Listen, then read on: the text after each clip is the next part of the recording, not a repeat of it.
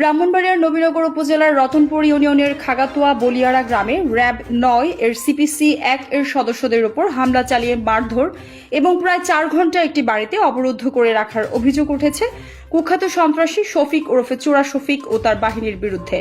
RAB CPC ৯ সূত্রে জানা যায়, বাঞ্ছারামপুরের দুর্গারামপুর সেতুর পূর্ব পাশে একটি তথ্য সংগ্রহ অভিযানে যাওয়ার পথে র্যাব সিপিসি ১ এর ৪ সদস্য শর্টকাট হিসেবে খাগাতুয়া মাজিয়ারা সড়ক ব্যবহার করেন। পথিমধ্যে খাগাতুয়া গ্রামে প্রবেশ করলে চোরা শফিক ও তার সহযোগীরা তাদের গতিরোধ করে। পরিচয় দেওয়ার পরই র্যাব সদস্যদের উপর অতর্কিত হামলা চালানো হয় বলে জানা গেছে। ঘটনার সময় সার্জেন্ট ফারুক কোনোভাবে স্থান ত্যাগ করতে সক্ষম হলেও হাবিলদার AK-M Rashed Mosharraf, BGB constable Mohammad Kajal Mia ও কনস্টেবল মোহাম্মদ আব্দুল মালিককে আটক করে বেধড়ক মারধর করা হয়। পরে তাদের একটি বাড়িতে নিয়ে প্রায় ৪ ঘণ্টা অবরুদ্ধ করে রাখা হয় বলে অভিযোগ রয়েছে। পরে খবর পেয়ে র্যাব সিপিসি ৯ এর একটি দল ঘটনাস্থল ঘিরে ফেলে। পরবর্তীতে পুলিশের সহায়তায় অবরুদ্ধ ৩ র্যাব সদস্যকে উদ্ধার করা হয়।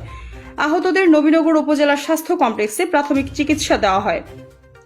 র্যাব ৯ সিপিসি ১ এর কোম্পানি কমান্ডার মোহাম্মদ নুরনবী জানান, আমাদের সদস্যরা নবীনগর বাঞ্ছারামপুর এলাকায় তথ্য সংগ্রহের জন্য খাগাতুয়া গ্রামে গেলে সন্ত্রাসী শফিক ডাকাত ও তার দল তাদের গতিরোধ করে হামলা চালায়।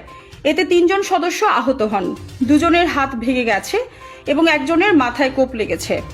এদিকে স্থানীয়দের অভিযোগ, চোরা শফিক দীর্ঘদিন ধরে এলাকায় সন্ত্রাসী কর্মকাণ্ড, ভয়ভীতি প্রদর্শন এবং আধিপত্য বিস্তার করে আসছে।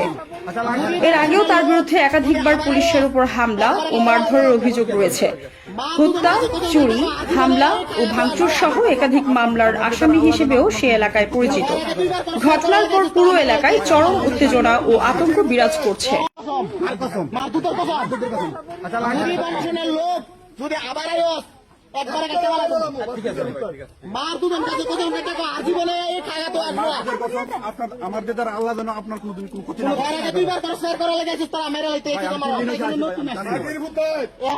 সকালে খবর পাইছি তোরা আমরা রেডি হয়েছি, সকালে পাইছি খবর পাইছি আমরা রেডি হয়েছি।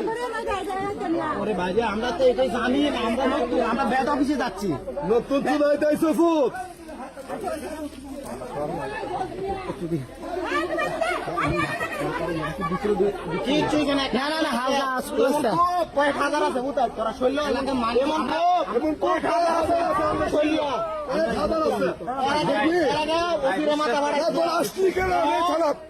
মাথা